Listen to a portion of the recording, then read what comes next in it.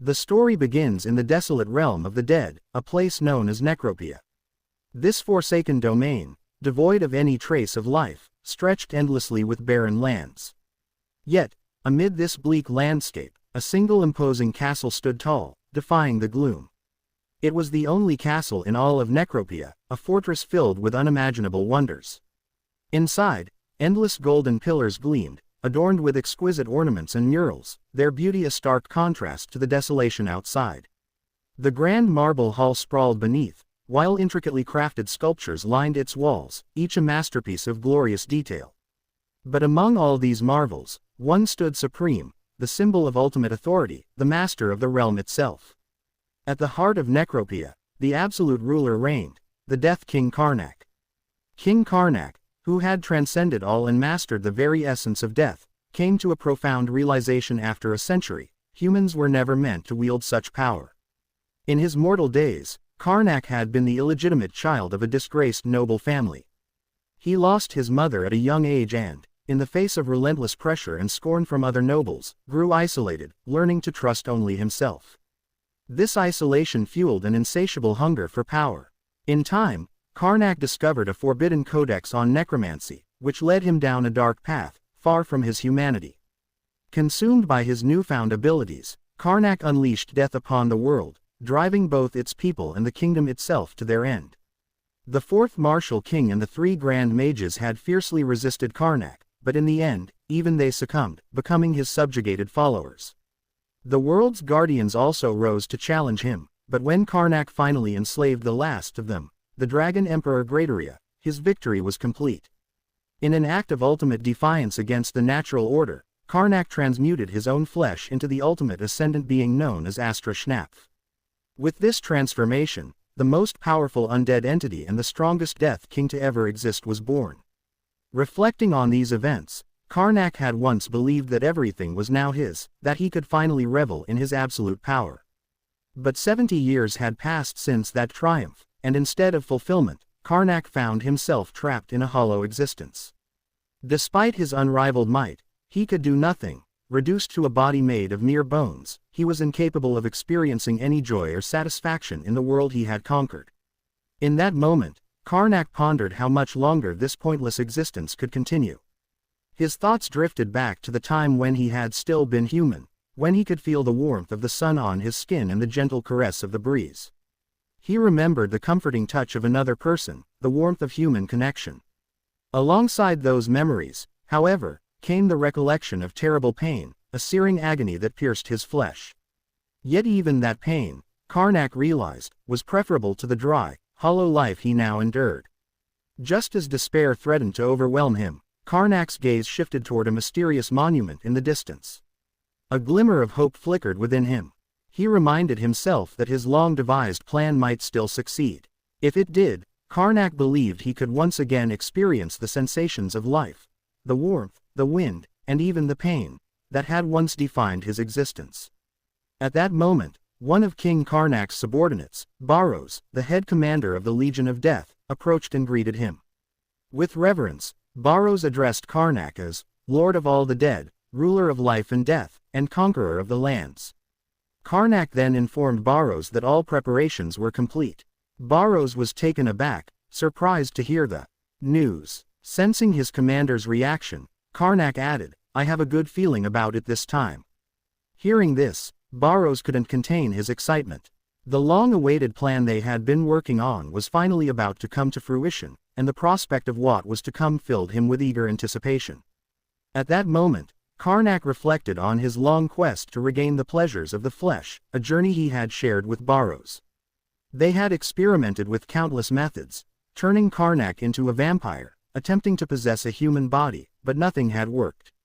He realized that pleasure arises from fulfilling what one lacks, and for beings like them, ascended beyond mortality, no method could satisfy their needs. However, Karnak believed that because they were the ultimate ascendants, there was still a way to reclaim their lost sensations. If they could no longer experience human pleasures because they were no longer human, Karnak resolved to change that by turning back time, returning to the days when he had been mortal. With this realization, Karnak turned to Baros and said, we will likely go back to the moment when I first gained the mana of darkness. Baros, hearing this, could barely contain his anticipation, knowing that this was the key to their plan and their chance to regain what they had long sought. Upon hearing this, Baros asked Karnak if their plan meant they would disappear from existence if they failed. Karnak raised an eyebrow and inquired why Baros was asking such a question. He added, "Do you still have regrets in life?" Baros quickly replied, insisting that he had no regrets. "This is all or nothing," he declared, determination in his voice. Satisfied, Karnak nodded, stating that it was time for them to return to the days when they were still human. With a shared sense of purpose, they activated the monument spell, and in an instant, a brilliant light enveloped them, illuminating the dark expanse of Necropia. Moments later, Karnak lay unconscious on the floor when he suddenly heard a voice calling out to him, urging him to wake up and referring to him as Master. As he opened his eyes, he saw a human face and asked, "Is that you, Baros?" Baros confirmed it was indeed him, adding that it had been a long time since he had assumed a human form.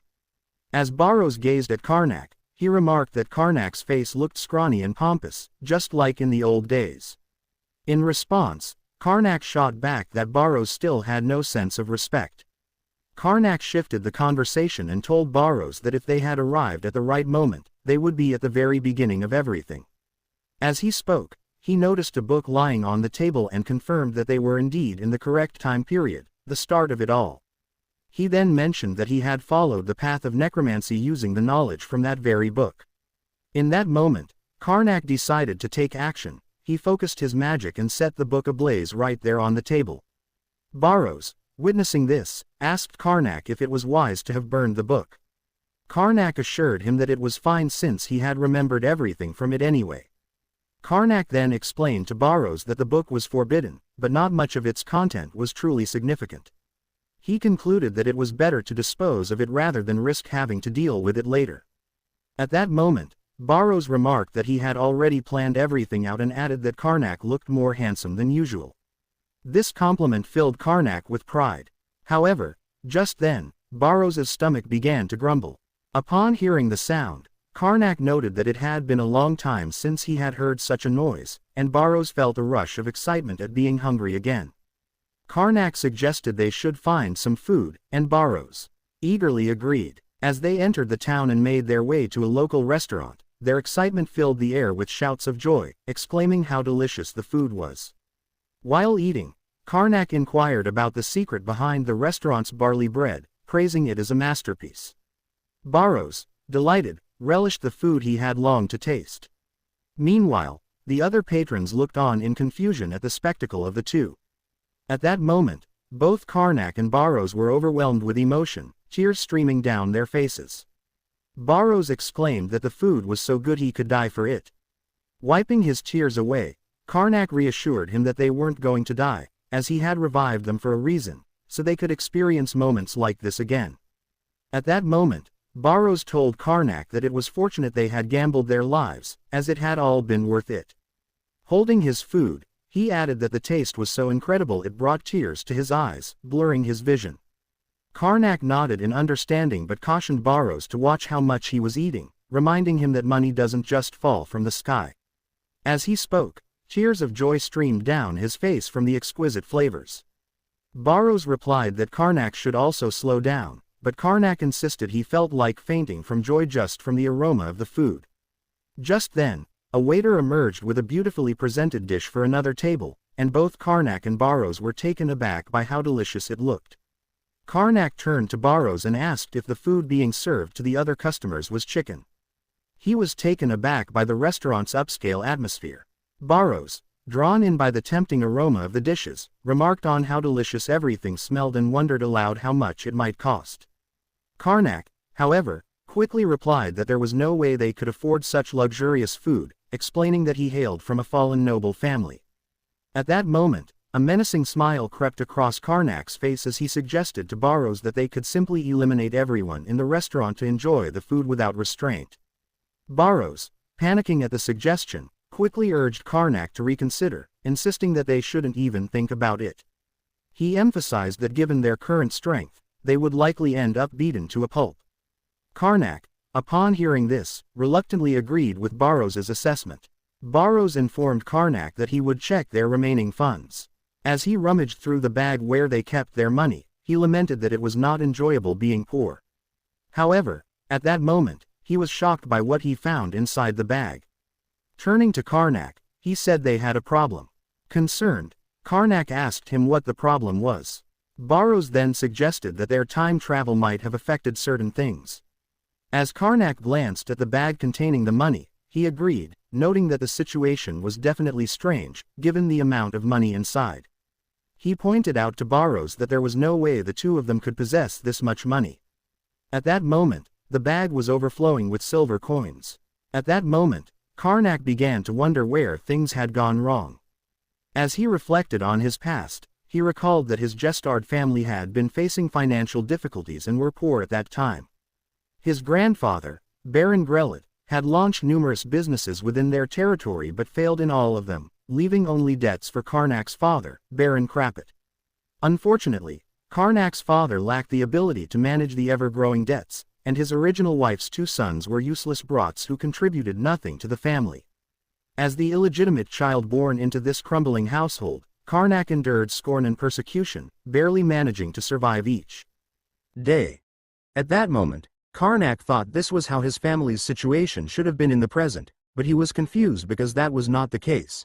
He wondered where the money in the bag had come from. Karnak then told Baros that this was not something to celebrate and asked if the time-regressing spell had gone wrong. Baros replied that he was uncertain and added that, as a swordsman, he did not know much about such matters. This irritated Karnak, who thought to himself that they had not returned to the past, yet there were too many similarities with his memories. At that moment, as Karnak pondered the situation, Baros interrupted him, asking if this meant they could finally eat the chicken. Baros had been going crazy from the scent of the chicken since earlier. Hearing this, Karnak's expression changed, and he felt a surge of excitement. Baros then pointed out that worrying about their current situation was pointless, as their concerns wouldn't disappear just because they refrained from using the money. Karnak agreed with Baros and added that they needed to eat well to tackle their problems, suggesting they should order at least one chicken for themselves. Both of them were drooling at the thought of the meal. Karnak raised his voice and ordered the waiter to serve them 2 whole chickens each. After a short while, both of them were satisfied, having eaten to their heart's content. They were now riding on a horse, and Baros remarked that his stomach was full and he was on the verge of a food coma. Karnak added that he would be able to pass out and sleep once they got back. At that moment, Baros's expression changed as he told Karnak that the prospect of facing his family again was somewhat annoying, and he was not looking forward to seeing them, suspecting they might be just as they had always been. Karnak then noted that the two of them would be fine as long as they managed to ingratiate themselves with the family. He emphasized that the situation was quite strange. Baros agreed, pointing out that it wasn't just 1 or 2 things that were odd. He mentioned that the station manager they had encountered recently was also fawning over them, assuring them that he would make sure to feed their horses well. Baros added that it made no sense for a fallen family like theirs to have horses of such good breed. The citizens they encountered were also behaving strangely. The very people who once hated them and called them scoundrels were now overly enthusiastic to see them, even tearing up at the sight of Karnak and Baros. Karnak expressed his unease at this unexpected reception, and Baros remarked that they would learn more about the situation once they reached home. After a short while, they finally arrived, and Karnak, gazing at his house, noted that he hadn't seen the place in a while and felt a strange sense of nostalgia. In contrast, Baros felt annoyed, pointing out that he and Karnak had no good memories associated with that place. At that moment, Karnak remembered that Baros was also an orphan who had never lived a comfortable life. Baros's parents were absolute scumbags, and it was Karnak who found him dying alone in the middle of the night before they abandoned him. Karnak took Baros home, and surprisingly, his father allowed it. Karnak reflected that, despite being an illegitimate child, his family needed to save face, and having an attendant of sorts could have been the reason his father permitted Baros to stay with him. At that moment, Baros called out to Karnak, looking puzzled as he asked if the place they were in was really the Jestard residence. Karnak confirmed that it definitely was, but upon looking at the house again, he was surprised by its appearance. Baros then questioned whether they had come to the wrong place, but Karnak denied it, insisting that this area was indeed the location of his memories. As Karnak observed his surroundings, he noticed the house was enclosed by a tall brick wall, featured a two-story building with a terrace, and was surrounded by an extensive garden. Everything he saw matched his previous memories of the house, except for one striking difference: the house was surprisingly splendid. Karnak then told Baros that it seemed the house had been completely spruced up, and he wondered where the money was coming from and how his family had acquired so much wealth when he clearly remembered them being poor in his previous life. Just then, one of the guards noticed Karnak and greeted him, surprising Karnak since he had never experienced this kind of acknowledgement before. Another guard quickly informed the first guard that he was not greeting Karnak correctly, and at that moment, they greeted him again, referring to him as their lord. Both Karnak and Baros were shocked, realizing that Karnak, who had once been treated poorly by everyone, was now being addressed as their lord. A few moments later, the two of them found themselves inside one of the rooms in the house, where a butler named Japel Plate informed Karnak that it had already been half a year since he had become the head of the family. Karnak and Baros were shocked to learn that Karnak had held this position for 6 months. The butler then asked Karnak if he had achieved his goal, leaving Karnak confused about what goal the butler was referring to. Japel explained that it was because of this very goal that Karnak had gone on a journey. Hesitantly, Karnak replied that he had somehow completed his goal, even though he did not fully understand what it was. Upon hearing this, the butler was pleased and remarked that this was truly good news, adding that the late Lord and Isabella would have been glad to hear it. At that moment, both Karnak and Baros were shocked to learn that Karnak's father and stepmother had already died. Butler Japel then added that after Tessel and Ferelth had passed away as well, times had looked grim, but he was feeling much better now. Karnak realized at that moment why he was the lord of the house. He wondered why this had happened and why his entire family had died. Karnak thought to himself that the goal of his journey was becoming clear: it must have been to master necromancy while no one was watching. At that moment, Baros whispered to Karnak, expressing disbelief that Karnak would reveal his goal so honestly to the butler. Karnak agreed, explaining that he must have fabricated some stories during his journey. He questioned why he would need necromancy in a situation like this. Japel, in a cheerful manner, asked what was troubling them. Baros then informed Japel that young Master Karnak was feeling exhausted from the long journey and suggested they continue the conversation the next day. Upon seeing Karnak sitting in the chair looking weary, Japel immediately apologized for not considering his fatigue and added that Karnak should rest well in his room for the day. After the butler left, Karnak and Baros high-fived each other, and Karnak praised Baros for a job well done. Baros then pointed out that while they had escaped for now, he was unsure of what to do next since everything the butler said was so new that he no longer knew what was happening. At that moment, Karnak reminded Baros that there was a method they could use in times like this, and Baros immediately understood what Karnak meant. Karnak told Baros that they both knew what they needed to prepare, urging him to hurry up so they could move and act while everyone was still asleep. Moments later, night had fallen, and everyone was asleep except for Karnak and Baros. They were now in Butler Japel's room, preparing to do something suspicious. Baros observed Butler Japel, whispering to Karnak that he was completely asleep. He then took out a bowl and informed Karnak that he had prepared the herbs, although it had taken him quite a while to gather the ingredients. Karnak then took the bowl and told Baros that it was time to commence the mind inspection. At that moment, he uttered the words, "Awaken my servant," and the bowl filled with herbs erupted in a burst of purple flames. The smoke that accompanied the purple flame wafted into Butler Japel's nostrils, causing him to rise while still unconscious. His body became enveloped in a blue magical flame, and he referred to Karnak as his master.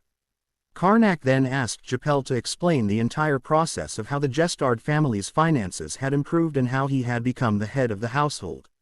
Still unconscious, Japel spoke, informing Karnak that 4 years ago, while the second young master was training, he had coincidentally discovered a large copper mine.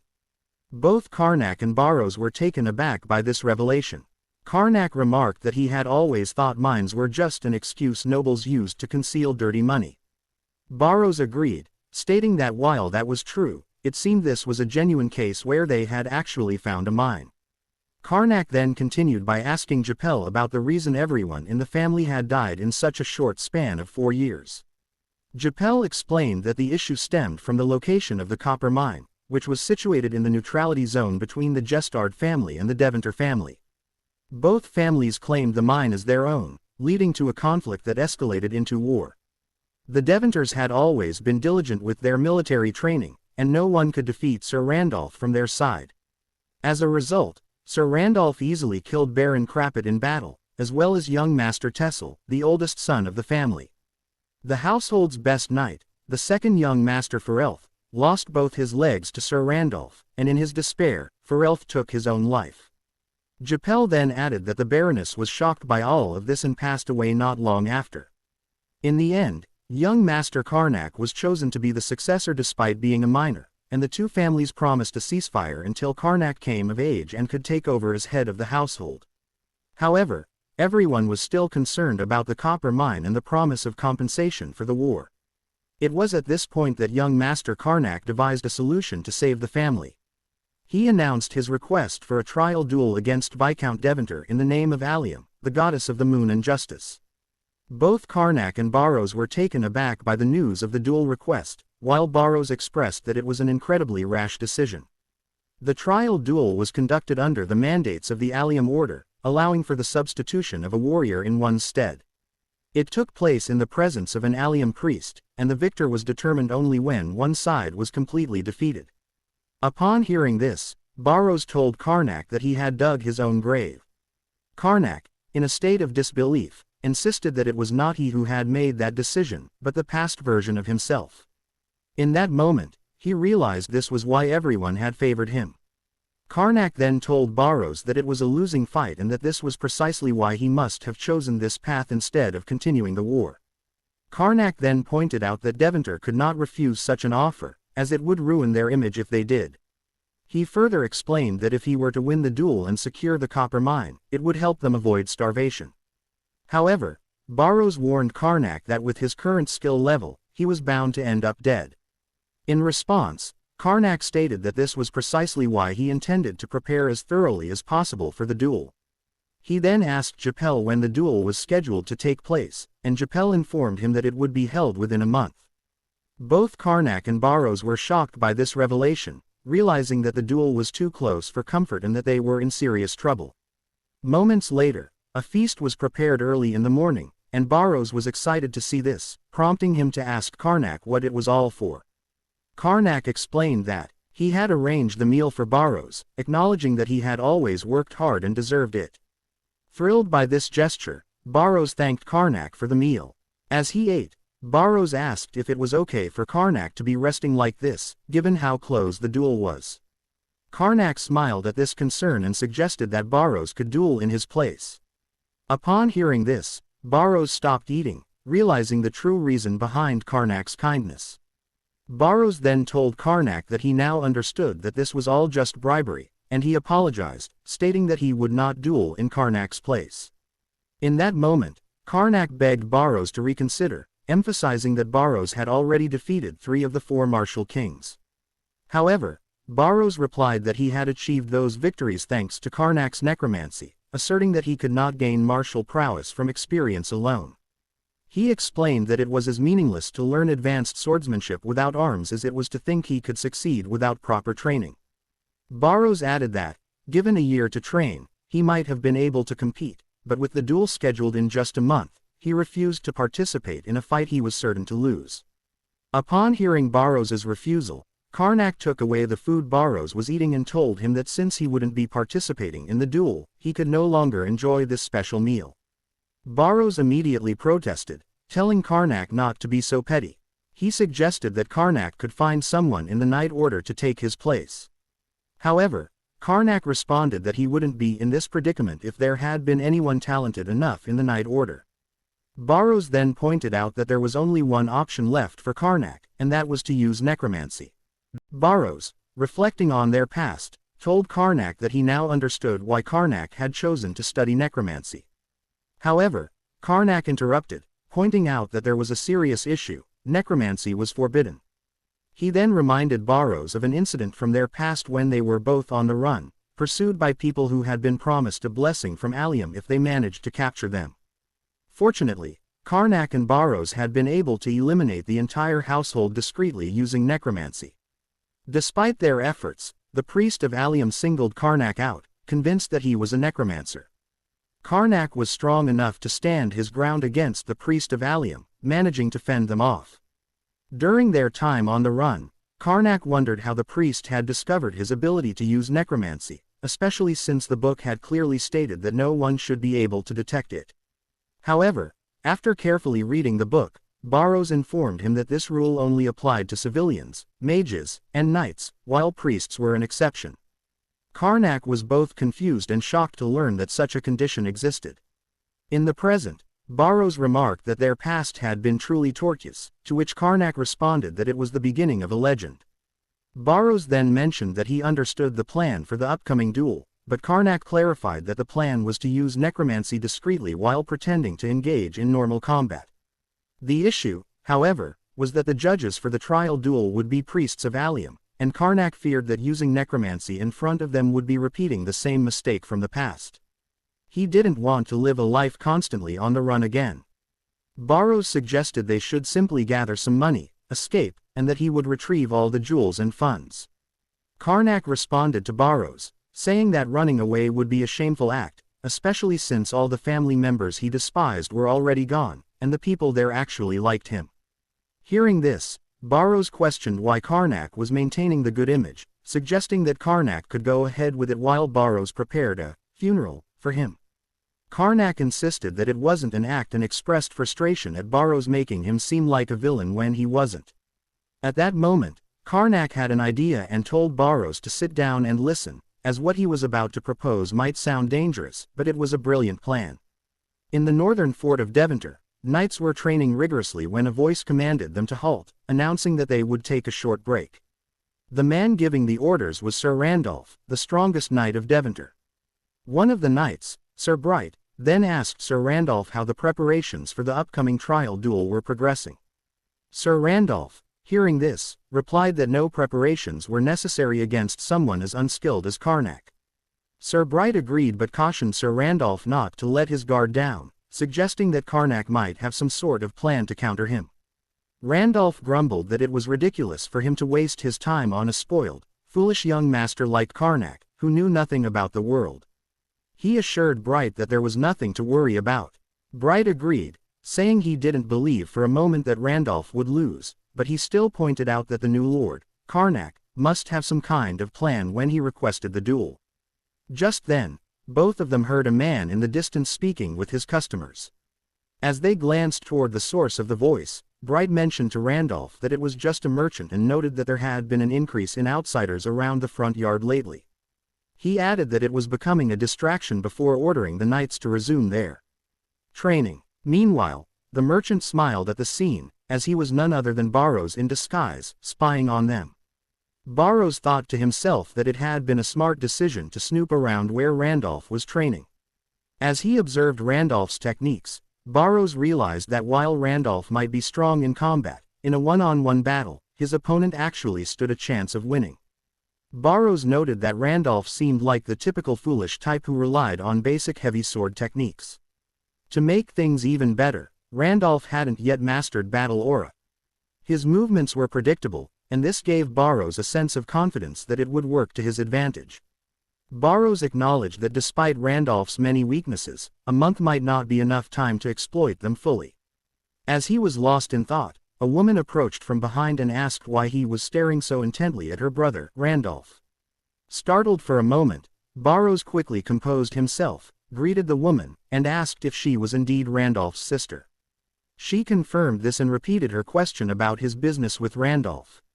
Baros immediately replied that he was simply admiring the strength and vigor of the North's strongest knight. In that moment, Baros quickly shifted the conversation, telling Randolph's sister that their meeting was a coincidence, as he was a merchant selling handkerchiefs.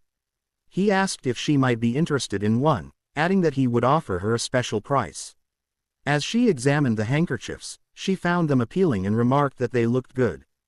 Baros complimented her, saying she had an excellent eye for quality. Though Baros was briefly worried that she might have caught on to his true intentions, he was relieved when she showed no sign of suspicion. Moments later, Baros returned to the Jestard estate and made his way to the personal drill hall to check on Karnak's training progress. Upon seeing Karnak, he called out that he had returned and asked how the stamina training was going. However, he was immediately taken aback to find Karnak lying on the floor, appearing lifeless. Baros rushed over, concern etched on his face, and urged Karnak to wake up. Karnak, on the other hand, groaned and told Baros not to shake him so much, or he would risk losing his meal.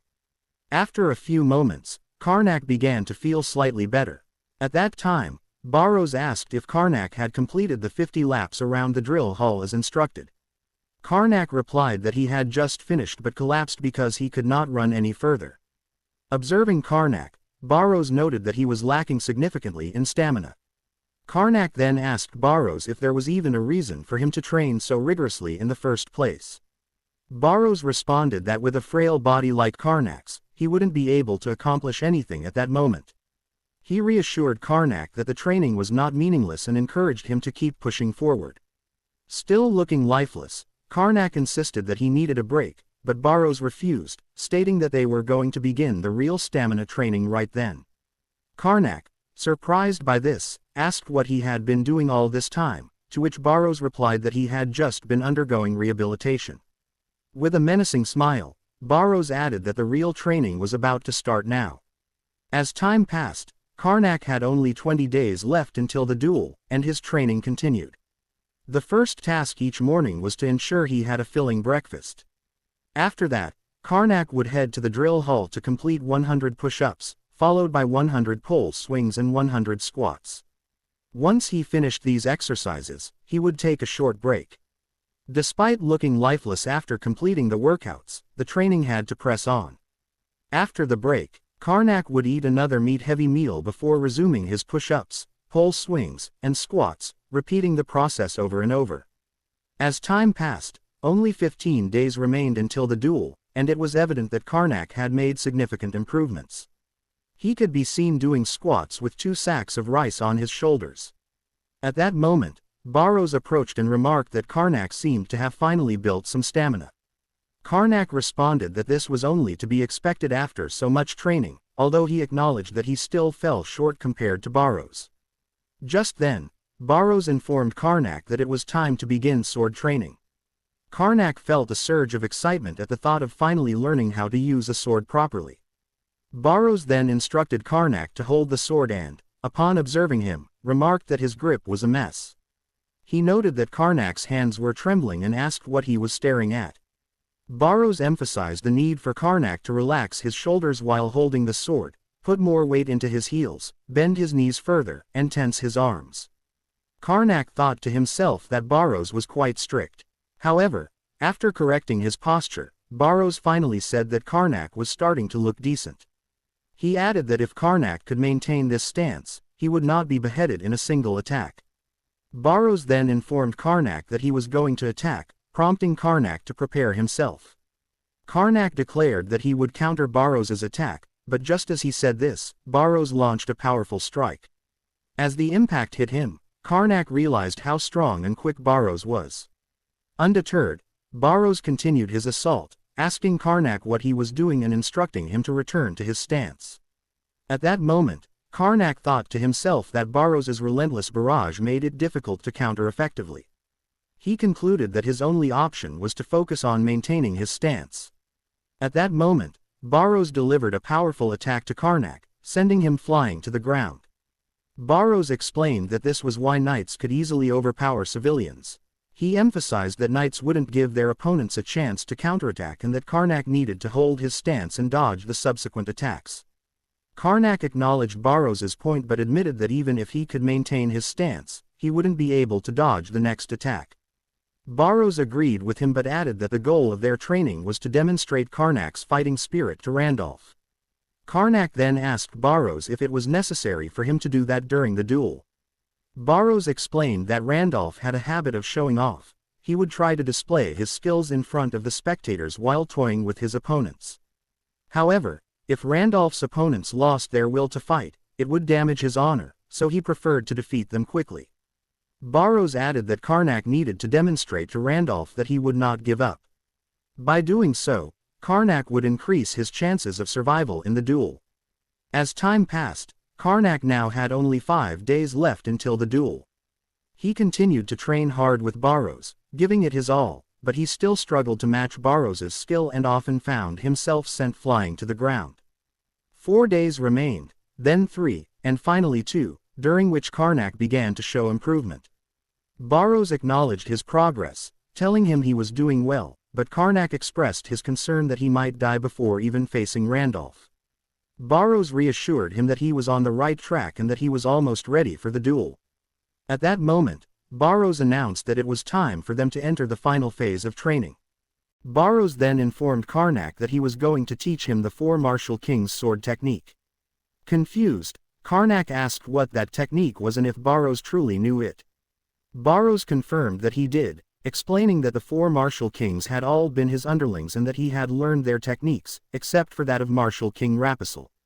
Curious, Karnak inquired why Baros had not learned Rapisal's technique. Baros replied that it was because Karnak had not turned her into a death knight. Rapisal had resisted until the end, and as a result, Karnak had cut her into thirds and made her a palace gatekeeper. At that moment, Karnak recalled what he had done to Rapisal and wondered if he had truly been that cruel in his past. Baros then told Karnak that he was going to learn Martial King Levune's Delphiod sword technique that day. Karnak expressed doubt, asking if it was really possible to master such a skill in just 2 days, given that it belonged to a martial king. Baros reassured him that he would not need 2 days. In fact, Karnak only needed 1 day to learn the technique. Time passed, and it was now the day of the duel. At the border of Deventer and Gestard, an arena had been set up for the duel. A crowd gathered in the area, eager to witness the upcoming confrontation. People were conversing among themselves, speculating on who would win the duel. One spectator from the Deventer side confidently declared that Sir Randolph would be the obvious victor but expressed a hope that the match wouldn't turn out to be boring and would instead be at least somewhat entertaining. Meanwhile, spectators from the Gestard side were concerned about Karnak's chances. One person asked if Karnak would win the duel, while another reassured them, saying they had heard that Karnak had been training very hard and that they simply had to believe in him. At that moment, Karnak and Baros arrived at the duel venue, both looking confident. As the crowd continued chatting, the priest of Allium stepped forward and instructed everyone to be quiet in the presence of the goddess. He announced that both houses had laid claim to the copper mines, prompting the request for this trial. The priest explained that ownership of the mine would be determined through combat. He then called for Karnak of House Gestard to step forward and face the goddess, followed by Sir Randolph of Deventer, who also came forward to stand before the priest.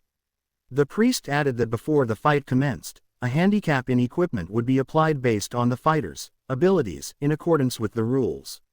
The priest then asked both fighters if they were willing to pledge to fight honorably in the name of Allium, to which they both responded affirmatively. The priest continued, stating that with the warrior's pledge, may the scales of justice seek out the truth. At that moment, he announced that the trial by combat would begin, and Karnak and Randolph faced each other. Just then, Randolph launched an attack at Karnak, declaring that nothing would change, as he was destined to emerge victorious. Karnak, however, successfully blocked Randolph's strikes and retorted that they would only know the outcome once they both saw things through to the end. Randolph retreated momentarily and acknowledged that Karnak was not just all talk since he had managed to block his attacks. As the fight continued, the Gestard supporters grew excited, noting that their lord, Karnak, was putting up a decent fight. One of them remarked that there was something different about Karnak that day. Baros, observing from the sidelines, thought to himself that the match was progressing as expected. He noted that Randolph's attacks were not particularly fast or threatening, indicating that Randolph was still assessing Karnak's abilities. Meanwhile, Karnak felt a surge of confidence and reminded himself to stick to his training. At that moment, he resolved to show both the spectators and Randolph his unwavering will to fight. At that moment, Karnak screamed in anger, challenging Randolph to come at him. Randolph smiled upon hearing this and thought to himself that Karnak's eyes were filled with determination. Although he recognized that Karnak's skills were lacking, he admired his spirit. Randolph then told Karnak that he was going to take it up a notch. As he increased his sword energy, Karnak felt a surge of panic, realizing that he would not be able to block the impending attack with his shield. At that moment, as Randolph prepared to deliver a powerful attack, Karnak rolled out of the way, successfully dodging the blow. Randolph was taken aback by the crude skill Karnak had just displayed. The audience, equally impressed and surprised, marveled at Karnak's ability to evade the attack. Some remarked that they had never seen such skill before, while others praised their lord Karnak for his dexterity. Seizing the moment, Karnak threw aside his shield and declared that Randolph was nothing, insisting he didn't even need it to face him. He added that Randolph was so slow he had momentarily thought of him as a turtle. Karnak then taunted Randolph, suggesting he should be embarrassed to be called a knight while resembling a muscular pig. Randolph, enraged by the insult, vowed to silence Karnak for mocking him. However, Karnak responded confidently, telling Randolph to do his worst, as it would not deter him. At that moment, Karnak assumed a stance that shocked Randolph. It was the stance of the Delphiod sword technique. The spectators gasped at the sight, realizing that Karnak had adopted a stance associated with one of the four martial kings. They were thrilled at the possibility that Karnak might have been training with the techniques of the martial kings. The people on the Jestard side now felt a surge of hope that their lord, Karnak, might be able to win. Meanwhile, Randolph smiled to himself, realizing he had almost fallen for Karnak's taunt. He resolved to remain calm and focused. The sword techniques of the martial kings could only be wielded by geniuses with true battle experience, and Karnak was far from being capable of using them effectively. Randolph contemplated how Karnak had managed to learn the technique, but he believed it would not aid him in achieving victory in their fight. While Randolph acknowledged Karnak's effort in attempting to use the martial king's technique, he was confident that Karnak would not be able to defeat him that easily. Randolph pointed his sword at Karnak, declaring that he would enact justice in the name of Allium. Seeing Randolph glaring at him, Karnak felt a surge of panic, realizing that his current abilities might not be enough to take Randolph down. He recalled the time he had asked Baros whether it was possible to learn such a technique in just one day, given that it belonged to one of the four martial kings. Baros had assured him that he only needed to roughly copy the technique, but Karnak remained doubtful. Baros had further added that once this was over, Karnak wouldn't have to pick up a sword again. All he needed to do was demonstrate enough skill to convince everyone that he had been training, as their real plan lay elsewhere. Back in the present, Karnak questioned Baros about why he hadn't warned him that he would be beaten so badly by Randolph. However, he quickly changed his attitude, realizing that he still needed to focus on what needed to be done. Despite the pain and tears from the beating, Karnak defiantly told Randolph that this was nothing, insisting that it wouldn't be enough for Randolph to defeat the bloodline of House Jestard. Randolph, observing Karnak's battered state, couldn't comprehend his words. In that moment, Karnak declared that the sword of Jestard would never fall. As the battle continued, the spectators were moved by Karnak's actions and regretted having viewed him as incapable. The supporters from House Jestard were now emotional, shedding tears and expressing that even if Karnak was not the brightest, he was more than suitable to be their lord. Meanwhile, Baros wore a menacing smile, pleased that Karnak was avoiding direct hits and noting that all the time spent training him had paid off. He reflected on how Karnak had always had a knack for talking back, and even while being beaten, Karnak continued to taunt Randolph. Randolph, feeling increasingly irritated, thought to himself that he could not keep this up much longer. He then addressed Karnak, who was barely standing, and remarked that Karnak looked as if he were on his last breath, questioning why he was still talking back. Randolph charged at Karnak, declaring that it was time to end the fight. Baros, witnessing this, felt a surge of excitement and immediately shouted for Karnak to prepare himself. At that moment, Karnak wondered if this was indeed his time. He recalled Baros's words during training, where Baros had warned him that even if he could mimic the martial king's moves, without delivering a proper strike, everyone would see through his tricks. Baros instructed Karnak on exactly what he needed to do. He explained that Randolph would target Karnak's legs to end the fight, aiming to limit his movement. Baros emphasized that at the right moment, Karnak should shift into a defensive stance and stab his sword into the ground. Remembering this, Karnak followed the instructions precisely and successfully blocked Randolph's attack. Randolph was taken aback that a newcomer like Karnak could withstand his strike. Karnak recalled Baros's guidance to follow up by swinging his sword upward in a diagonal arc. As he executed this move, he switched his grip and struck again, managing to land a blow on Randolph and injure him. However, upon receiving the attack, Randolph laughed at Karnak and taunted him, asking if that was all he had. He added that a kitten's scratch would have been more effective. At that moment, Karnak felt the weight of the situation and wondered if this was the end for him. The spectators began to think that the fight was coming to a close. They murmured that miracles might not exist and that reality was both cruel and unfair. Randolph then told Karnak that he had let his guard down, certain that Karnak would be ridiculed by his peers. In response, Karnak asserted that he was risking his life in this duel, while all Randolph had to offer was mock concern. Karnak smiled darkly and told Randolph that the situation wasn't as dire as it seemed, adding that he wouldn't have to feel sorry for him afterward. Randolph was taken aback by Karnak's unsettling expression, and at that very moment, a black aura began to seep from the wound Karnak had inflicted earlier. Shocked, Randolph stared in disbelief as the eerie energy radiated from his body. The priest, witnessing the strange phenomenon, was equally stunned, while Randolph struggled to comprehend what the black aura meant, his confusion growing as the mysterious force continued to escape from him. Karnak shouted at Randolph, declaring that he didn't care what dirty tricks Randolph had up his sleeve, he was determined not to lose. With that, Karnak charged at Randolph. However, at that very moment, Randolph unleashed a powerful kick that sent Karnak flying backward. Confused, Randolph noticed that his legs seemed to move on their own. The audience gasped in shock, marveling at the immense strength displayed by a human. They began to wonder if the black aura surrounding Randolph was somehow under his control. At that moment, Baros raised his voice, accusing Randolph of using necromancy, calling it the power of the devil. The shock rippled through the crowd, and the priest quickly commanded the guards to defeat Randolph. Without hesitation, the priest and the knights charged at him, the priest demanding that Randolph cease his actions in the name of Allium.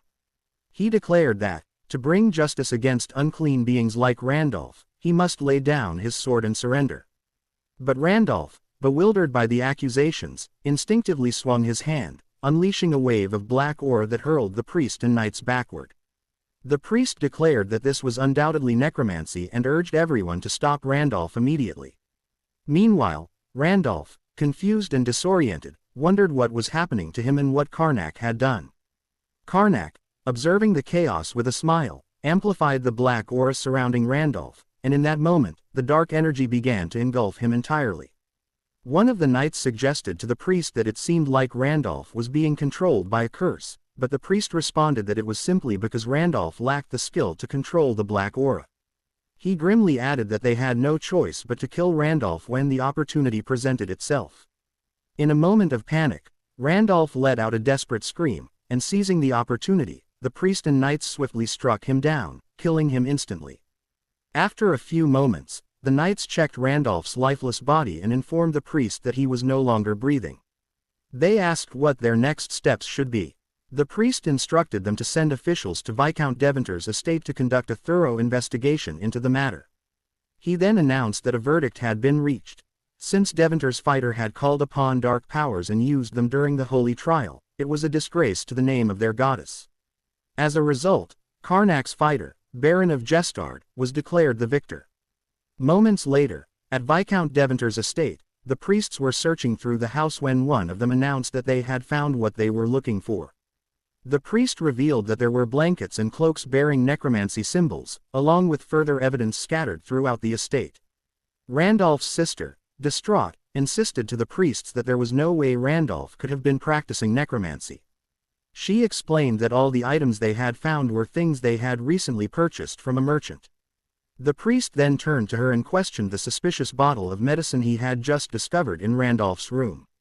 Randolph's sister, upon seeing the bottle, told the priest there was nothing suspicious about it, explaining that it was just a hair growth formula they had purchased from a merchant since Randolph had always been concerned about his hair loss.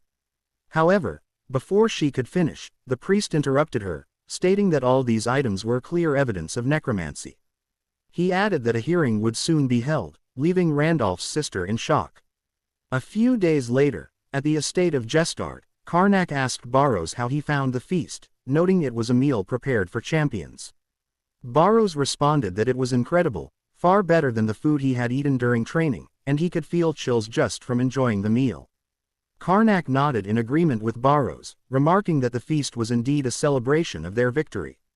Baros, still unsure, asked if it was really appropriate for them to indulge like this, but Karnak reassured him, mentioning that there was likely a similar feast happening in the town square. Karnak went on to explain that he had to do whatever it took to secure their win, and it had only worked so well because of Randolph's fiery nature.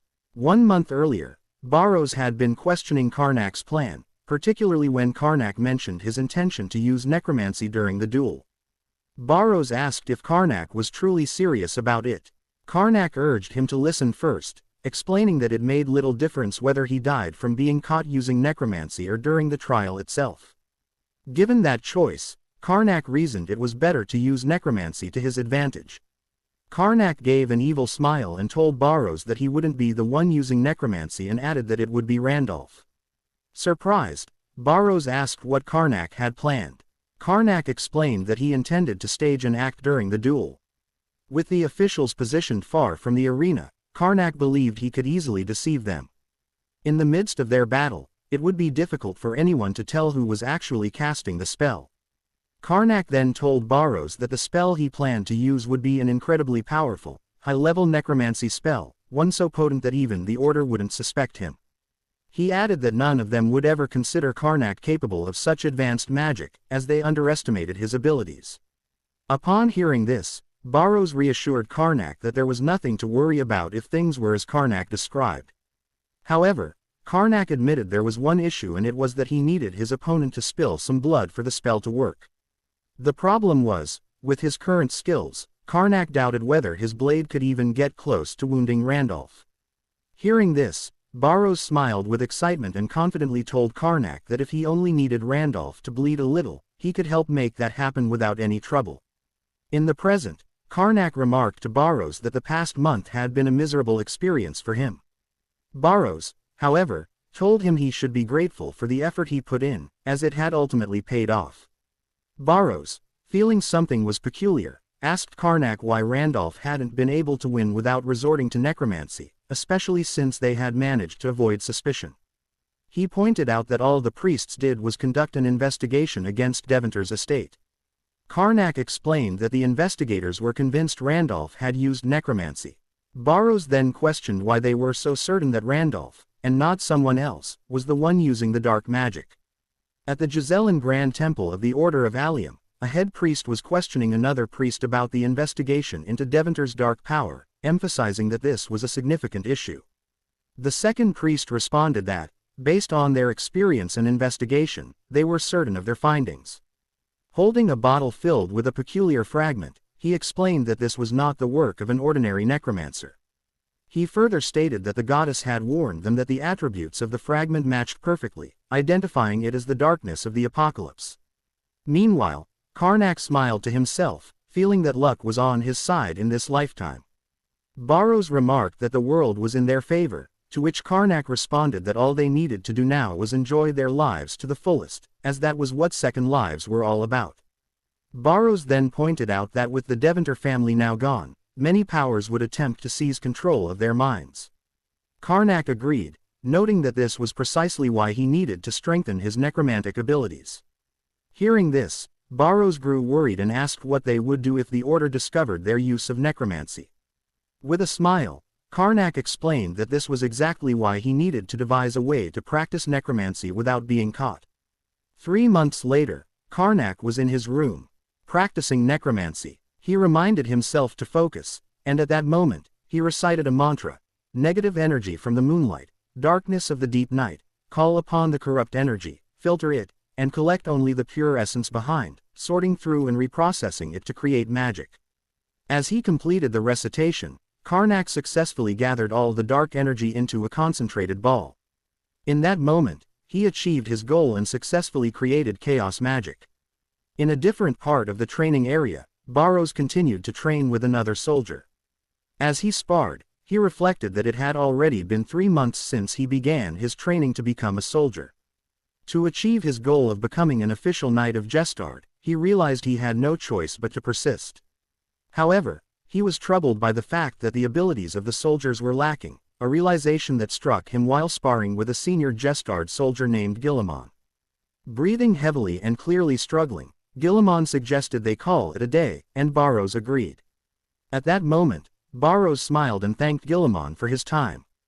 Guillemon responded that Baros's words were making him feel embarrassed, as he believed it was he who needed to learn from Baros now. Guillemon then remarked on how much Baros had grown, predicting that he would soon become the strongest Knight of Gestard. Feeling a bit embarrassed, Baros replied that he still had a long way to go compared to Guillemon. In response, Guillemon called Baros very modest and assured him that he would definitely make a good knight. Guillemon then mentioned that the soldiers were going out for drinks that day and asked if Baros wanted to join them. However, Baros explained that he had been assigned an important task by the young master and would not be able to join them. Upon hearing Baros's response, Guillemon expressed his disappointment that Baros could not join them but quickly added that it was fine. He bid farewell to Baros, suggesting they meet again the following day, and Baros agreed. A few moments later, Baros entered Karnak's room with a bright smile, holding breakfast for him. However, he was suddenly met with a startling sight, a massive flame hurtling directly toward him. Shocked, Baros managed to dodge it just in time. Karnak then reminded Baros to knock before entering his room, as it could be dangerous. In response, Baros asked Karnak about the technique he had just used, noting that it did not appear to be necromancy at all. Karnak, upon hearing this, acknowledged Baros's sharpness, agreeing that it was difficult to classify the technique he had used as necromancy. He explained that the technique was more akin to manipulating mana. In response, Baros pointed out that it would only be possible for Karnak to use mana if he switched his power. There are 4 ways to transcend human capabilities in the world: a knight's battle aura, a mage's mana, a cleric's divinity, and necromancy, which involves the forces of death and darkness. The transcendent force accumulates only the energy suitable for the individual's body. Once enough energy has been gathered, it transforms into a so-called power. This power is optimized to suit the user's body and inherent traits, making it impossible for someone to wield another kind of power once their soul has been endowed with a specific type. Baros then remarked that once a person chose a power, they could not change to another type. Karnak, upon hearing this, explained that he had not changed his power, rather, it was simply at its second stage. Baros was confused by this revelation, as he had not known that Karnak's power had a second stage and could change. Karnak further clarified that necromancy, which utilized death energy and corrupt energy, was essentially a very dirty form of mana. He noted that this was why he was able to work effectively with necromancy, given his troubled upbringing. Karnak also mentioned that there were foods made through similar processes, such as fermented foods. Relating this to necromancy, he explained that the power had also been processed to avoid feeling gross or dirty. Karnak then explained that by filtering out originally negative emotions such as hate and grudges and retaining only the pure energy of darkness and death, he could transform it into mana. He told Baros that this process was how his chaos mana was formed, and its appearance was similar to that of normal mana. Baros then remarked that now that Karnak had mentioned it, chaos mana did feel closer to normal mana. Karnak responded that with this understanding, it would now be possible for him to pretend to be a mage. However, Baros asked if Karnak would be able to replicate the strength he had before with chaos mana. In response, Karnak explained that with too much power, a significant incident could occur, so all he needed now was enough strength to protect the territory. In the western forest of Gestard territory, a knight could be heard telling his comrades that they had successfully captured all the monsters in the mines. The head knight then congratulated everyone on a job well done and instructed them to prepare for extraction. However, just as he was speaking, a monster appeared from behind and attacked Guillemon. At that moment, Baros intervened and defeated the creature with a single slash. Baros then asked Guillemon if he was okay. Grateful for the timely rescue, Guillemon thanked Baros and expressed his reassurance now that an official knight like him was present. With a smile, Baros told Gilliman that it had not even been a month since he became a knight, and he still felt awkward and embarrassed being referred to as one. He then shifted the topic and asked Gilliman about the strange state of the monsters he had mentioned earlier. Gilliman confirmed that Baros was correct, explaining that the Snarl monsters had grown twice as strong as before and that he believed the rumors were true. Baros inquired about the rumors Gilliman was referring to, and Gilliman explained that he was talking about the goddess, Oracle. The Oracle of Destruction was sent down to the Order by the 7 goddesses who protect the world and humanity. Emptiness would open its mouth and spew forth the forbidden faith. This darkness would erase light and reap life. In time, hardships would emerge, and corrupted beasts would gain twisted power, causing the dead to awaken and wander the forsaken lands. The King of Death would descend, painting the world with blood and tears, becoming the harbinger of destruction. Following the goddess, Oracle, monsters from a nearby continent ran rampant, and necromancers became uncontrollable, leading to widespread chaos. In response, the continent's religious orders announced the Oracle to prevent further disorder and began to fight against these threats under the blessings of the goddess, seeking to protect the world. At that moment in Karnak's office, Baros told Karnak that there had been no Oracle before regression and asked why the past was continuously changing. Karnak, feeling annoyed, expressed frustration at their lack of information regarding the situation. Baros then pointed out that the rumors seemed to be about the two of them and asked Karnak if this was related to him. Karnak clarified that the time period did not align, explaining that the Oracle had occurred long before their regression. Baros, looking worried, remarked that this was why the Randolph incident had been swept aside so easily. He then questioned whether they needed to take action since the world was collapsing. Karnak then told Baros that there was nothing the two of them, being from the countryside, could do. He admitted that he did not know who the King of Death was in the current time but expressed doubt that the world could be destroyed so easily, noting that he and Baros had tried to prevent this before their regression. Baros replied that there were many heroes who would be able to figure out something regarding the situation. Karnak agreed, suggesting they trust the forces of the world and simply stay in their territory to enjoy the life they were currently living. 7 days later, a man from the Order of Latiel, the goddess of the sun, came to meet Karnak. He expressed his desire for Karnak's cooperation in a pressing matter, while Karnak and Baros looked troubled by the situation and thought to themselves that they were in trouble. The man then revealed that they had discovered a necromancer who had been active in Departh City and had fled to Gestard. They believed the necromancer was hiding in the nearby forest, so the man requested a guide who was familiar with the area. At that moment, Baros thought to himself that he and Karnak should naturally reject the man's request. However, Karnak had a different plan and surprised Baros by expressing his willingness to help, stating that he could not turn down matters concerning the goddess. Baros was left confused by Karnak's response. Karnak then assured the man that they would send someone to assist him promptly. The man thanked Karnak for his cooperation and bid him farewell. After the man had left, Baros, looking irritated, asked Karnak why he had decided to intervene in worldly matters when he thought they were not going to do so. Karnak responded that this was a good opportunity to gain insight into the situation.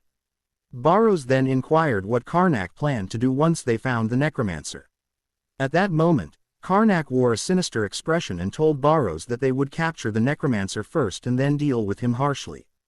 As night fell, the necromancer continued to flee through the forest, wondering if he had successfully evaded all his pursuers.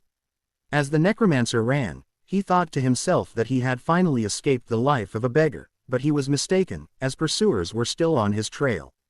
At that moment, he resolved to survive this situation and exact revenge on those who had wronged him. At that moment, a bright light illuminated the area as knights surrounded the necromancer, declaring that his escape was over and that he should stop running, as it was futile. The necromancer pondered why he had been able to evade the knights so easily before, only to realize that they had been biding their time, planning to trap him when he least expected it. The knights warned the necromancer that they would not tolerate any further disturbances and demanded his immediate surrender. However, the necromancer declared that he would not be captured so easily. In that instant, he activated his power and summoned a wraith. The knights were initially shocked by the appearance of the wraith, but quickly regained their composure. One of the knights instructed the others to draw their protective charms to guard against the wraith's attack. At that moment, the necromancer commanded the wraith to charge at the knights. At a distance, two figures perched on a tree, observing the battle unfold. It was Karnak and Baros. Karnak, watching the fight, felt irritation bubbling within him and expressed his frustration to Baros, stating that the necromancer was reciting the incantations incorrectly and executing the spell techniques poorly. Baros remarked that the necromancer clearly had not learned the standard procedures and suggested they prepare to intervene. Pointing at the fleeing necromancer, Baros urged Karnak to start moving. With a smile, Karnak replied that they needed to get ahead of the knights before they subdued the necromancer. After a few moments, the necromancer reached the interior of a cave. Having escaped from the knights, he realized he had expended more energy than he had anticipated and knew he needed to hide. As he moved deeper into the cave, he sensed a nearby warmth. The necromancer decided to start a fire for warmth, but as he approached, he was taken aback to find two men warming themselves, and it was none other than Karnak and Baros. Karnak then informed the necromancer that they had been waiting for him and had begun to worry because he was late. Karnak then remarked that the necromancer had a keen eye for finding this cave, as it was their usual hideout.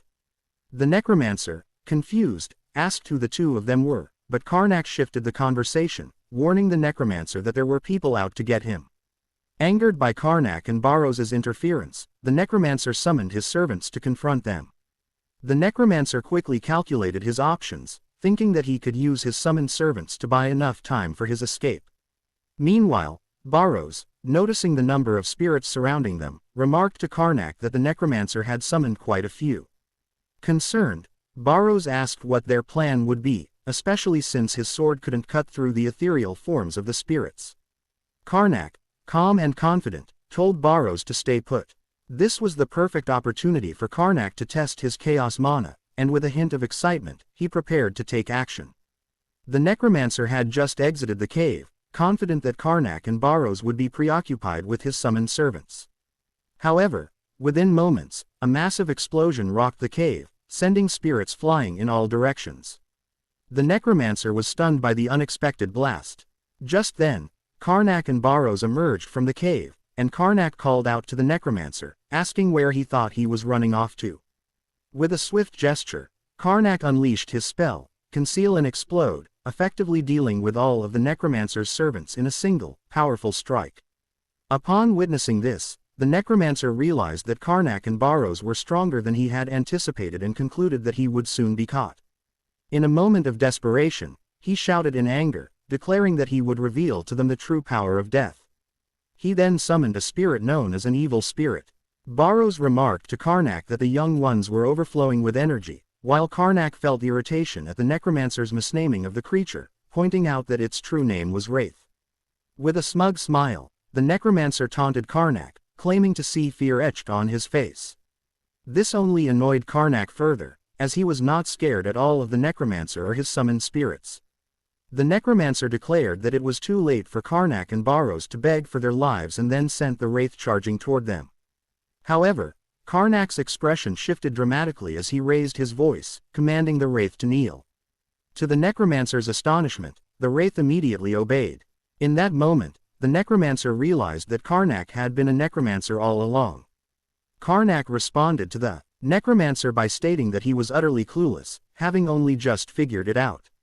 He then added that the necromancer would soon be unaware of what Karnak was about to do. With that, Karnak raised his hand and cast the spell Misdirection **. In an instant, a massive green hand enveloped in aura materialized above the necromancer and swiftly grabbed him, preventing any chance of escape. Moments later, the necromancer fell unconscious. At that moment, Karnak cast a spell, enveloping the necromancer in a blue aura, placing him under Karnak's control. Karnak then commanded the necromancer to get up, and the necromancer complied without hesitation. Karnak then asked the necromancer how he had acquired his necromancy powers. The necromancer replied that it was merely a stroke of luck. He explained that he was drowning his sorrows in the streets as usual when suddenly a darkness from an alley engulfed him.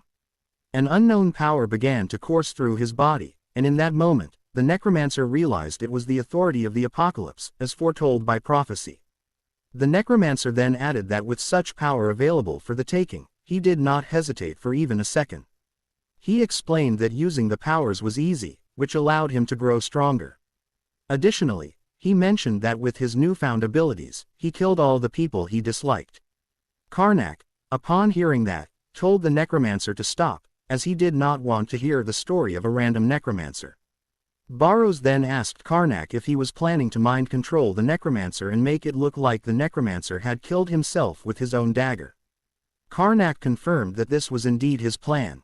Moments later, the necromancer was dead, and Karnak approached him to start absorbing his powers. Baros, witnessing this, was surprised and asked Karnak why he was taking the necromancer's power, as he was supposed to avoid dirty energy like this. Karnak informed Baros that they needed to investigate further, as the search party was approaching. He mentioned that he would only absorb a small portion of the necromancer's power to avoid drawing attention, noting that their battle had already caused too much noise, and the knights would arrive any moment. While the knights were still searching for the necromancer at a distance, Karnak sensed something strange as he began absorbing the necromancer's power. Baros, noticing this, asked if Karnak was all right. Karnak responded that something felt off, but they decided to deal with it later, as the knights were closing in and they needed to retreat. A few days later, Karnak and Baros met at the office, where Karnak had placed a special barrier around them to ensure their conversation remained private. Seeing the barrier, Baros questioned whether it was truly necessary, wondering if the situation was serious enough to warrant a soundproof shield.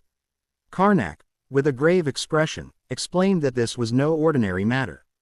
He had taken a closer look at the power he had absorbed the other day. Baros, intrigued, asked if Karnak had discovered anything. Karnak, visibly troubled, revealed that he had uncovered something unsettling.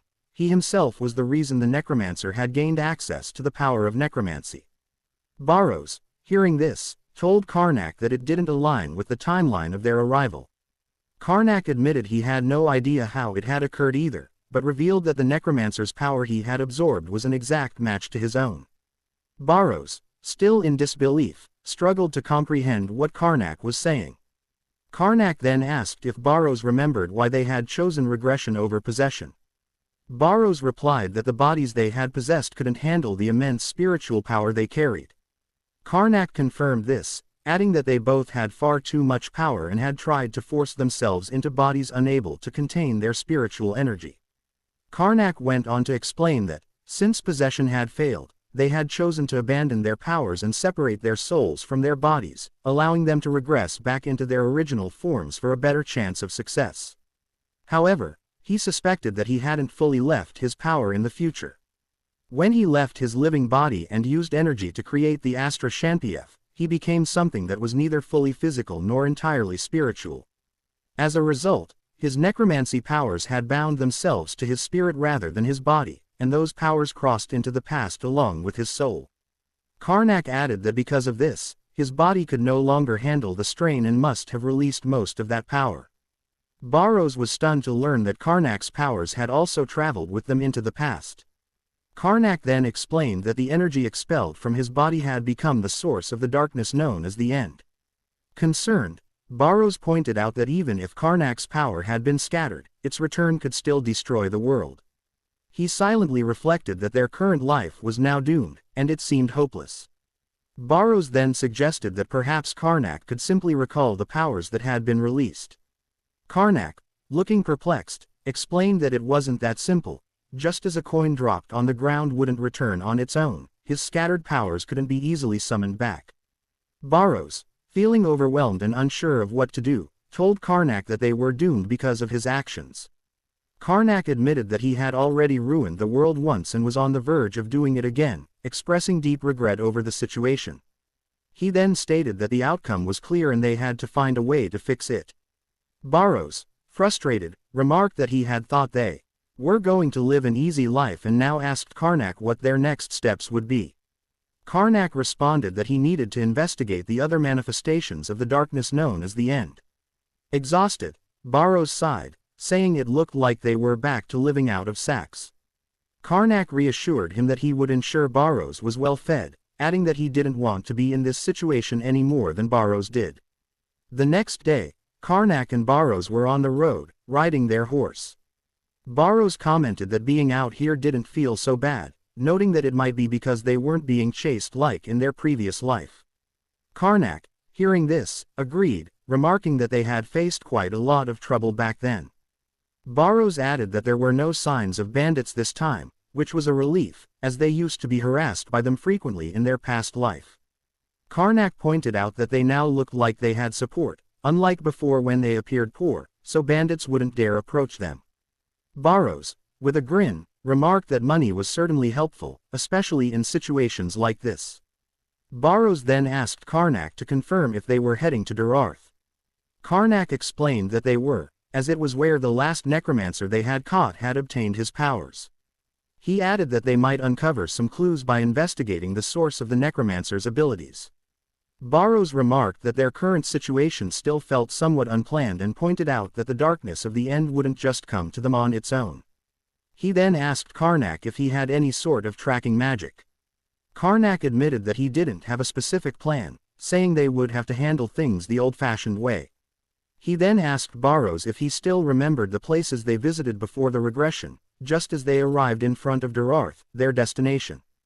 Karnak and Baros stood before the Durarth Adventure Guild. Karnak remarked that this was the best place to gather information, noting that they had access to all kinds of valuable details. Baros recalled how, in the past, they had successfully laundered their identities as adventurers, which had been useful, even though they were frequently hunted as wanted criminals. Karnak reassured him that things would be different this time, and there was no need for them to become adventurers again. Inside the guild, as they approached the counter, Karnak handed over a generous amount of money to the receptionist in exchange for information. Overjoyed by the large sum, the receptionist's face lit up with happiness. With a bright smile, the receptionist welcomed them to the Durarth Adventurer Guild and asked if they were seeking information about the darkness of the end. Baros stepped forward and explained that they were looking for details about the increasing number of monsters in the territory, as Karnak, being the lord of the land, needed to stay informed about everything happening. The receptionist then mentioned that there had been quite a few recent requests concerning the darkness of the end, allowing the guild to gather a substantial amount of information on the subject. She pulled out a large stack of books and handed them over, suggesting they start by going through those for relevant details. Karnak and Baros were stunned at the sheer number of books placed in front of them. As they searched through the information, Karnak and Baros found themselves in trouble. They realized that much of it was false. One piece detailed a scam incident, while another recounted a dog that had eaten a chicken. To their disbelief, people were even blaming the darkness of the end for a woman fleeing her abusive husband. They could hardly believe that this was the information meant to help them. Noticing their frustration, the receptionist remarked that they seemed unable to find anything useful. He offered to filter out the irrelevant details for them, but Karnak declined, insisting that they wanted access to all the information, no matter how insignificant it might seem, as the more detailed, the better. Baros told Karnak that they didn't need to go through all the pages, but just then, Karnak placed his hand on Baros's shoulder and explained that he would use magical messaging to facilitate stealthy conversations between them, given the number of people around. Karnak added that important information was often hidden among seemingly useless documents. Hearing this, Baros felt a sense of burden, realizing that the process would take longer than he had anticipated.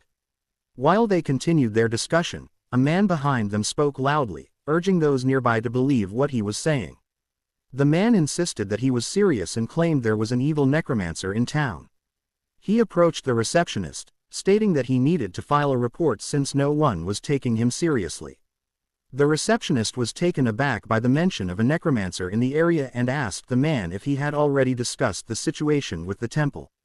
The man angrily replied that the people at the temple wouldn't believe him either. In response, the receptionist urged the man to explain the situation in more detail. The man began recounting his story, explaining that some time ago, a foreigner named Cleo had arrived in their town and taken up residence in an abandoned mansion. He added that Cleo would charm everyone with his nice smile, and the man couldn't understand where Cleo had gotten all his money at such a young age. Cleo frequently organized town festivals to win the favor of the townspeople and used some strange skills to seduce the young women. The man lamented that even his own fiancée, Emily, had fallen for Cleo, and he began to cry as he spoke about it. One of the adventurers present interjected, telling the man that just because a young, handsome, and wealthy individual was popular in town didn't mean he was using dark powers to gain that popularity. The adventurer suggested that Cleo sounded like a typical rich playboy and that the man was merely overthinking the situation, which made the man reconsider his perspective. The receptionist then stepped in, apologizing to the man and informing him that he could not accept the report. Instead, the receptionist advised him to pay the fee to personally hire an adventurer to deal with Cleo. At that moment, he showed the man the amount required to hire an adventurer, and the man was taken aback by the steep cost. At that moment, the man stormed out of the guild, declaring that they were all frauds and that they would regret their treatment of him. The adventurers began to chat among themselves, calling the man a fool and suggesting he needed to manage his jealousy. One adventurer speculated that the man had assumed everyone would jump into action simply because he mentioned necromancy, while another noted that there were far too many people like him these days. Karnak, looking troubled, turned to Baros and said they hadn't gained any useful information that day. Baros replied that he had heard there was a good restaurant nearby and suggested they go there to eat. Upon hearing this, Karnak told Baros that they should hurry to the restaurant. As they walked away, the receptionist mentioned that he would contact them if anything new came up. Outside the guild, Baros called out to Karnak, pointing out that the person mentioned earlier, Cleo, sounded suspicious, and Karnak agreed. Baros wondered why someone like Cleo, who was rich and handsome, would choose to operate in a small town instead of the city, which didn't make sense to either of them. Karnak then suggested that there was only one reason Cleo would target innocent country girls: he was after the souls of virgins. Karnak added that it must involve some kind of dark magic and insisted they should hurry to investigate the situation. Moments later, Karnak and Baros arrived in the town, and upon reaching their destination, Baros remarked that this must be the place and asked Karnak for his thoughts. Karnak activated his magic, and they soon noticed that the town was surrounded by a barrier that was exceptionally well crafted. He noted that even a high-ranked priest would struggle to detect this barrier, indicating that the person responsible for it was highly skilled. Karnak suggested they investigate to determine whether the creator of the barrier was involved with the darkness of the end, although he also acknowledged that the individual might simply be an ordinary necromancer. As he spoke to Baros, a man approached and called out to them. Karnak and Baros turned to see a priest coming toward them, surprised to find a priest in this area. The priest introduced himself as Alias, a rank 1 inquisitor of the Earth Order that serves Hadoba, and expressed his pleasure in meeting Karnak and Baros. They were taken aback to learn that he held the rank of 1, indicating he was a high-ranking priest. Baros then introduced Karnak as Baron Karnak of Jestard and mentioned that he himself was a family knight named Baros. Noticing that they were not adventurers, the priest asked them what brought them to this area. Karnak then spoke up, explaining to the priest that he had heard some strange rumors while passing through, and the two of them wanted to take a look around. The priest, excited by this, asked if they could do him a favor, emphasizing that it was for the goddess and nothing strange, expressing his enthusiasm. Baros inquired about the favor, and the priest explained that he was not yet certain, but there was a possibility that a necromancer was hiding in the town where he lived. Karnak was surprised to learn that the order had also heard about this, and both he and Baros began to panic. Karnak remarked that what the priest had mentioned was serious, and Baros asked the priest why he was alone if the situation was indeed dangerous. The priest explained that the order would not take action without concrete evidence, as they did not believe there was a necromancer in the town, given the prevalence of false information these days. Karnak noted that the situation was suspicious and emphasized that it was a matter of relative importance. The priest then added that in a countryside town like this one, it was not difficult to be considered rich and handsome compared to the city. A person could easily acquire such a reputation with just a little more money than others and by avoiding excessive tanning. This was why the priest was attempting to address the situation on his own. The priest glanced at Baros and noted that his sword and armor appeared fairly worn, and Baros had a well-trained physique. This led the priest to conclude that someone like Baros could not be weak. Excited by the realization that both Karnak and Baros seemed skilled, he expressed his confidence that they would be of great assistance to him. The priest added that with their presence, he would be able to cast his spells more effectively. Karnak and Baros, unsure of how to respond, found the situation frustrating but realized they had no choice but to accompany the priest, as they needed to investigate some matters themselves. The priest, filled with excitement, wondered why Karnak and Baros were just standing there, while Baros contemplated what might happen if he discovered that Karnak was also a necromancer. Karnak then thought to himself and mentioned to Baros that if that were to occur, he would simply use his magic to erase the priest's memories. Baros, upon hearing this, remarked that Karnak was quite evil and suggested they should avoid such a scenario, noting that he had yet to find anyone who remained sane after experiencing that magic. At that moment, Karnak changed his expression, shook the priest's hand, and assured him that, as children of the goddess, they would be willing to help. The priest, upon hearing that, was happy and thanked Karnak, wishing blessings from the goddess for him and Baros. He then informed them that he would take Karnak and Baros to the town church first. Moments later, the three of them arrived at the town church, where the head priest, Grotz, greeted them warmly and welcomed them to the Church of Wind.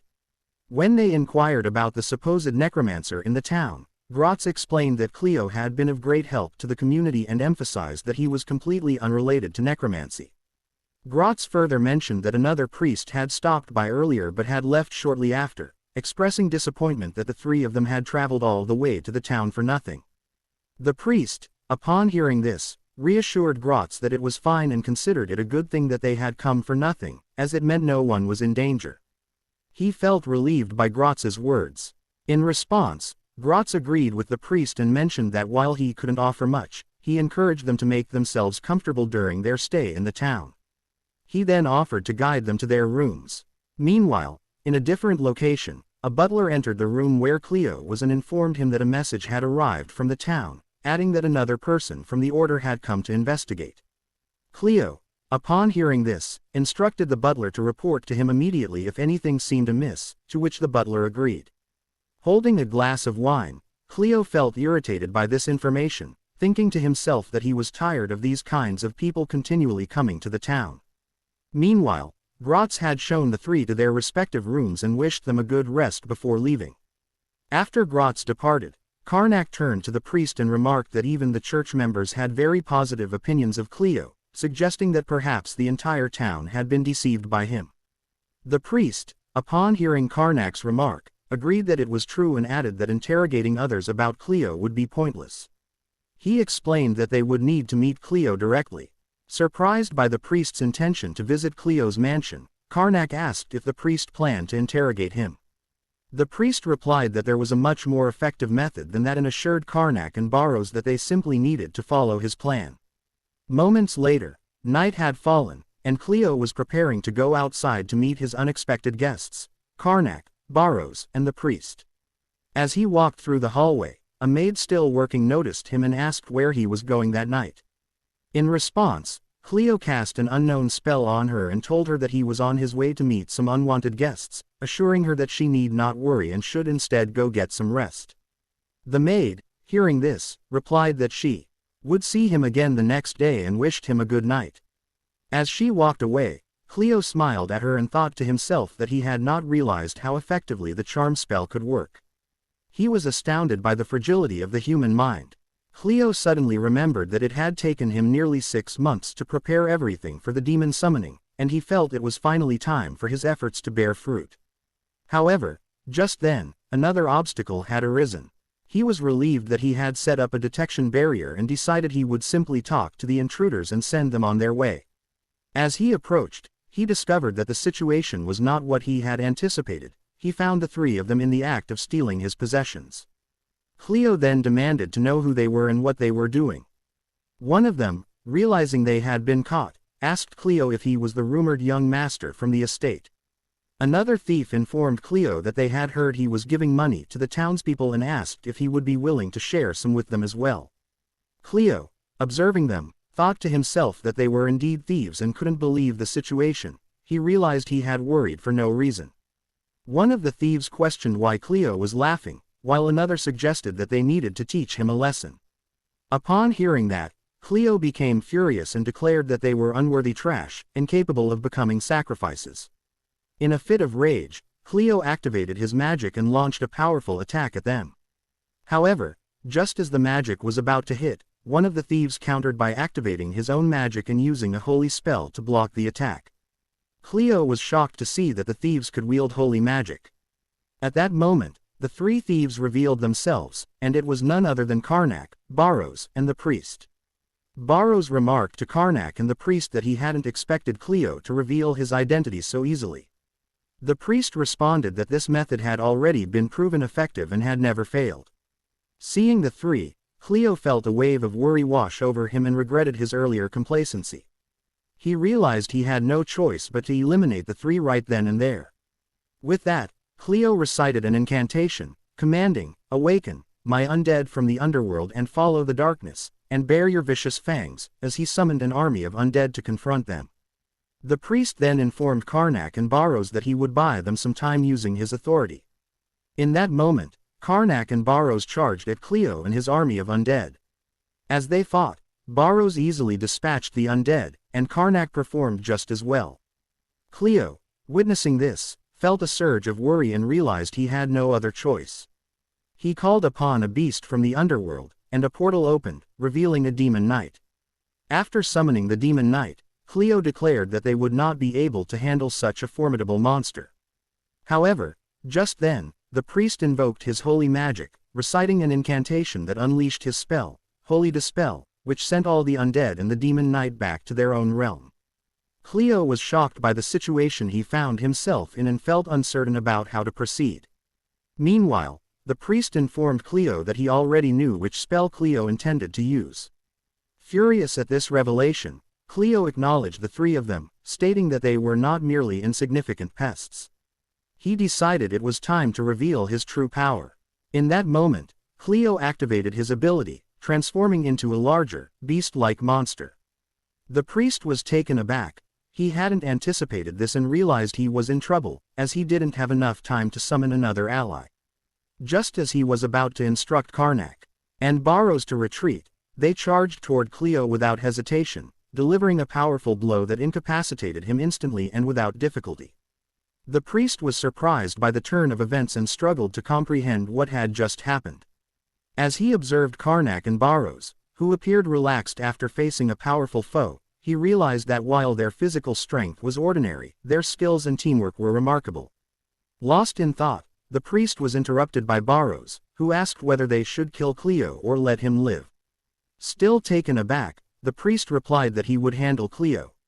The priest then approached Cleo, who lay unconscious on the ground, and used his spell to extract all the dark energy from Cleo's body, collecting it in a bottle. He turned to Karnak and Baros, confirming that it was just as he had suspected, and explained that this was the darkness of the end.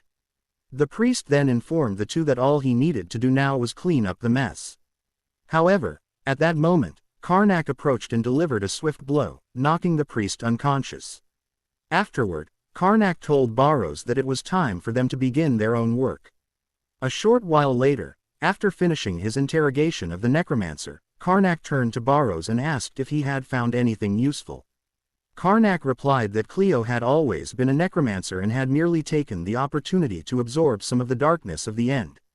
Baros then added that the power Karnak had unleashed, which was absorbed by the necromancers, was undeniably tempting due to its great potential. He asked Karnak if there was anything else beyond what he had already mentioned. Karnak responded that it appeared Cleo was a cult member who revered Tezranik. Baros, confused by the name, inquired what Tezranik meant. Karnak explained that it seemed Tezranik was considered the god of death. Upon hearing this, Baros was surprised and remarked that he had thought it was Karnak who was regarded as that god of death. That's all for today. Thanks for watching.